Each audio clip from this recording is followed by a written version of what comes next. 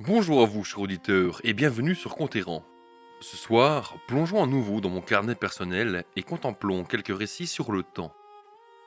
Le temps, invisible, insaisissable et pourtant maître de tout. Il façonne les montagnes, efface les visages, brise les serments et fait fleurir la mémoire. Il avance, implacable, sans jamais se retourner, mais parfois dans le murmure d'une horloge ou la lumière d'un crépuscule, on croit l'entendre hésiter. Certains disent que le temps n'est pas une ligne, mais un jardin aux sentiers multiples, où chaque instant naît, meurt et renaît ailleurs. D'autres murmurent qu'il a un cœur, fragile, et qu'il bat au rythme des saisons et des âmes. Ce soir, ensemble, nous suivrons ses battements.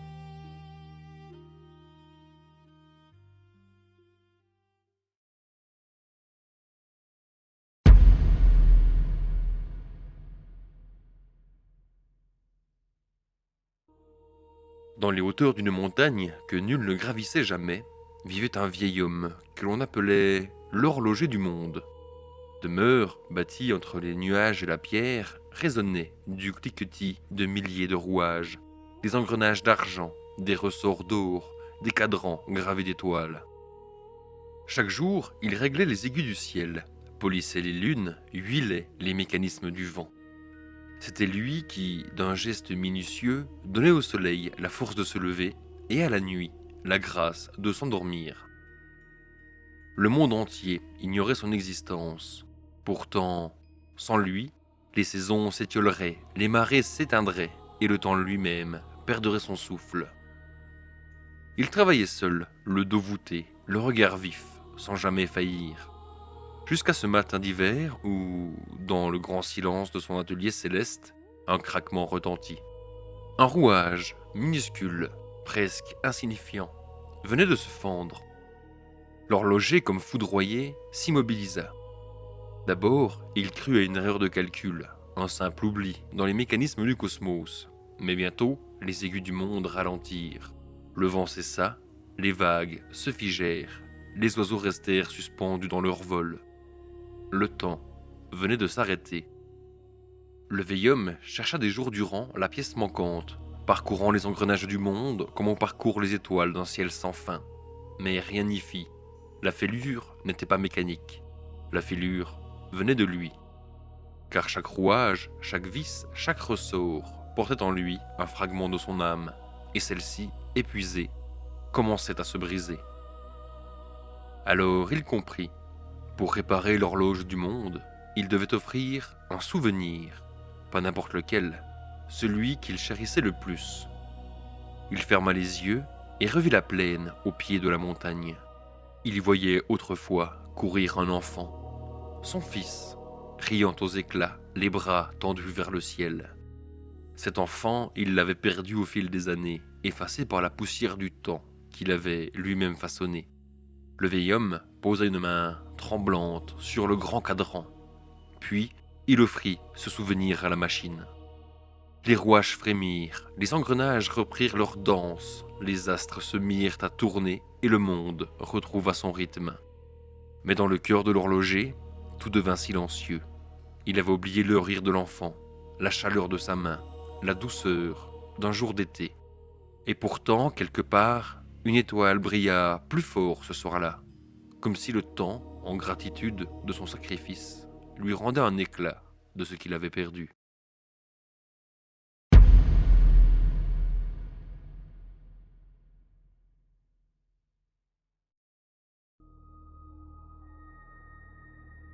Chaque année, au solstice d'été et d'hiver, un village perdu entre forêt et lacs gelés voyait apparaître une enfant aux cheveux d'argent et aux yeux couleur de givre. On disait qu'elle ne vivait qu'à ces deux moments précis de l'année, comme si le monde lui prêtait quelques heures pour respirer. Les habitants la nommaient la fille des solstices. Elle marchait parmi eux avec une grâce fragile, effleurant les branches des arbres, laissant derrière elle une fine traînée de lumière. À son passage, les fleurs se figeaient dans l'éclat de leur jeunesse, les rivières semblaient retenir leur souffle et les horloges ralentissaient, suspendant le temps pour ceux qui savaient regarder. Personne ne savait d'où elle venait. Certains prétendaient qu'elle était l'esprit des saisons, fille des vents et de la neige. envoyé pour rappeler aux hommes la fragilité du temps et la beauté éphémère de chaque instant. D'autres croyaient que c'était le reflet d'un rêve ancien, celui d'une déesse qui avait perdu sa fille aux confins du monde et qui, une fois par an, venait la revoir. Les enfants du village l'attendaient avec impatience, espérant toucher sa main glacée, entendre sa voix qui résonnait comme le tintement lointain du cristal. Mais les adultes, eux, tremblaient de peur et de fascination mêlée, car la fille des solstices ne souriait jamais vraiment. Son regard scrutait au-delà des collines, vers un horizon que nul mortel ne pouvait atteindre. Elle portait la mémoire des cycles, le poids de la lumière et de l'ombre, et chacun qui la voyait sentait un frisson de compréhension. Le monde était vaste, fragile et mystérieux, et il y avait des choses que l'homme ne pouvait ni posséder, ni retenir. Puis lorsque le solstice touchait à sa fin, elle disparaissait comme elle était venue. Le vent se levait, emportant avec lui le scintillement de ses pas. Les fleurs reprenaient leur croissance, les rivières leur murmure et le temps, à nouveau, battait normalement. Pourtant, dans les cœurs de ceux qui l'avaient vu, restait la trace de son passage. Un mélange de nostalgie et de révélation, un rappel que chaque moment de vie était un cadeau, un souffle fragile, prêt à s'évanouir.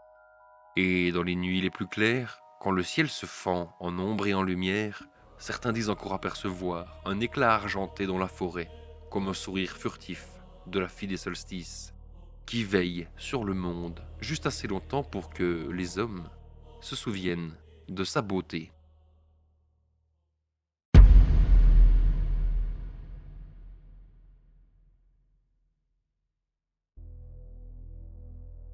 Au cœur d'une vallée oubliée, caché entre collines et brouillards, se trouvait un jardin que personne ne connaissait vraiment.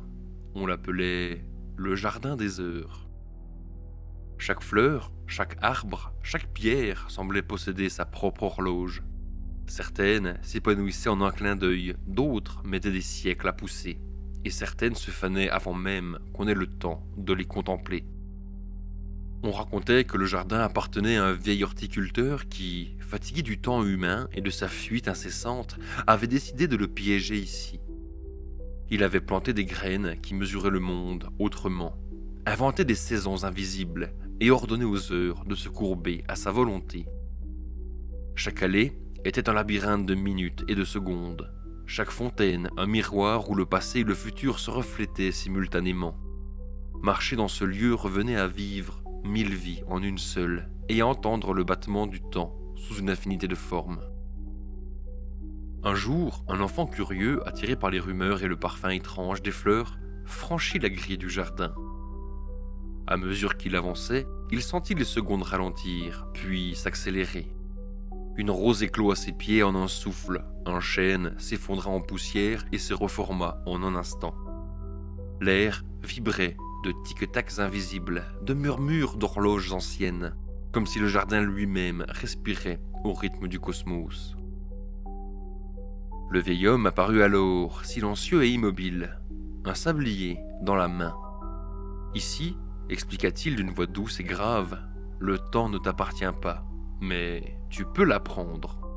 Comprends-le, respecte-le, et peut-être un jour pourras-tu marcher sans trébucher entre les heures.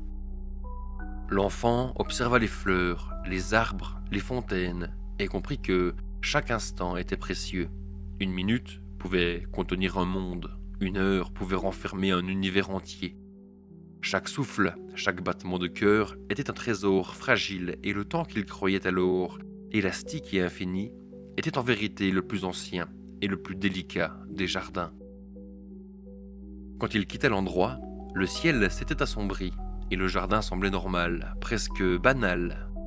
Pourtant, dans le cœur de l'enfant, résonnaient les murmures des siècles et chaque regard qu'il posait sur le monde rappelait le jardin des heures, ce lieu où le temps s'épanouissait et se fanait comme une douce fleur éternelle.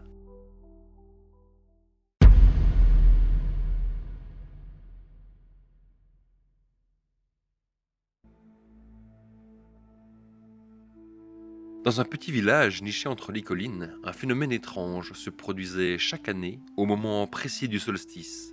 À midi pile, les ombres disparaissaient. Les habitants, d'abord émerveillés, parlaient de miracles, admirant l'étrange lumière du soleil qui semblait les envelopper sans créer de silhouette. Mais bientôt, l'émerveillement laissa place à l'inquiétude. Les cadrans, les horloges, même le clocher de l'église semblaient figés, comme si le temps lui-même se mettait en pause. Les anciens racontaient que l'instant où les ombres disparaissaient était une fissure dans la réalité, un interstice où passé, présent et futur se mélangeaient. Certains apercevaient des visions fugitives, des rires d'enfants oubliés, le bruit des sabots des chevaux sur des pavés disparus, ou des bâtiments effacés par les siècles. La peur grandit lorsque le village vit ses habitants perdus dans des instants qui ne leur appartenaient pas, flottant entre l'oubli et la lumière aveuglante. Seul un vieil homme, le gardien du clocher du village, semblait comprendre le danger. Chaque année, il observait l'aiguille du monde, scrutant les mouvements invisibles du temps, comprenant que le flux naturel de la temporalité devait être relancé. Le solstice arrivait, et avec lui, la minute où les ombres disparaissaient. Les villageois s'étaient barricadés chez eux, terrifiés, tandis que le vieil homme montait lentement les marches du clocher. À midi, lorsqu'une lumière pure effaça toute silhouette, il posa ses mains sur l'ancienne aiguille du clocher, offrant sa force, son souffle, et d'une manière mystérieuse, une part de son essence pour remettre le temps en marche. L'aiguille vibra, trembla, puis reprit son cours dans un doux cliquetis, et les ombres revinrent comme si elles n'avaient jamais disparu. Le vieil homme s'effondra, le regard tourné vers le ciel, portant le poids d'un sacrifice silencieux. Les habitants sortirent, honteux de leur peur, et comprirent que le temps n'était pas une force à posséder ou à observer, mais un fil fragile qu'il fallait simplement respecter. À chaque solstice, lorsqu'ils voyaient leurs ombres enfin danser sous le soleil, ils se souvenaient du gardien qui avait remis le monde en mouvement, seul et immobile, dans l'instant où le temps s'était lui-même oublié.